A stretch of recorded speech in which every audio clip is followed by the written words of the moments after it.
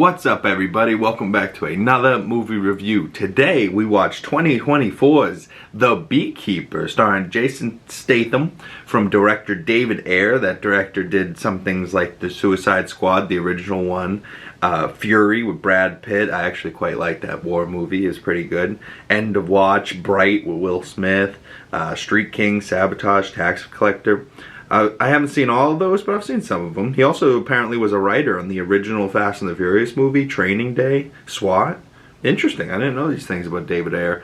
But either way, this movie, The Beekeeper, is Jason Statham just, being Jason Statham, just a, bald-headed man with a beard, kicking people's ass that kind of deserve it, you know what I mean? And I don't want to, spoil what this movie's about, but for people interested, I think it's on, where did I watch this the other day? Paramount or Prime or something like that. One of those. It's now streaming, so you don't have to rent it or anything. It's on one of the streamers. But I want to say Prime, Amazon Prime Video. But either way, Jason Statham's in here. Not a whole big cast around him that you'd recognize. Josh Hutcherson's in there.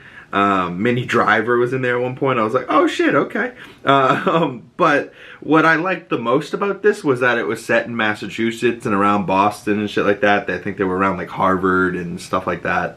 But it's cool for a local Boston guy myself to see movies that are filmed in Boston. It's happening more and more nowadays. But for the longest time, there was nothing ever in Boston. And then The Departed happened, and people were like, ooh, badass. And The Town, and people were like, ooh, Boston, yeah. And that one's about the most Boston a movie could get because they literally go to Fenway and rob Fenway. But, the only thing that could have made it more Boston was if they went to a Pats game and a Celtics game. But it's a solid movie. It's nothing unexpected. If you expect Jason Statham kind of, the transporter, stuff like that, he's always somebody that's hand-to-hand combat, kicking people's butt. Says some snarky lines, some badass action, some badass, line delivery that leads into a fight. It's mostly kind of action, but the story behind The Beekeeper is that we are the bees, and the world has a queen bee, and the beekeepers are here to keep the bees in order, right? So that's kind of where the name and the idea comes from, is that they're secret, assassins almost, that keep the world in check and keep the beehive, as they call it, in order. So overall, I'm a fan of Jason Statham. So it was watchable, but nothing crazy, nothing I to crazy write about home, and something I'd be like, yeah, check it out. It was good. But nothing oh, you need to watch it, it was amazing. Nothing like that, unfortunately. But it's got a shorter runtime, an hour 5 minutes, or 105 minutes, so a little over hour 45, I think, or exactly on the dot, hour 45.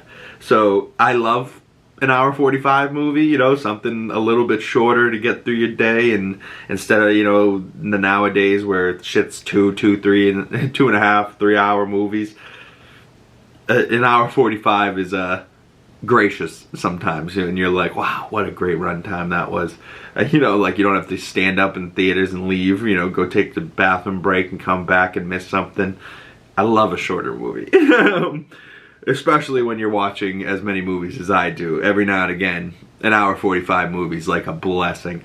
But overall, I gave it 3 out of 5 stars, about a 6 out of 10. Solid. Nothing crazy. Jason Statham, if you're a fan of his, you'll probably like this movie. If you like some Jason Statham action and his line delivery, and you really just like him, you'll like this movie. So comment below if you have any movie recommendations for me. If you want to check out my other movie reviews, you can go through the channel. There's a whole playlist, but there's also my movie reviews on Letterboxd. If you want to go check that out, follow me over there. The link down in the description below. And if you want to follow my other social medias, Bigg can pretty much anywhere. 2 G's in the Bigg. And I will see you beautiful people in the next video. Peace.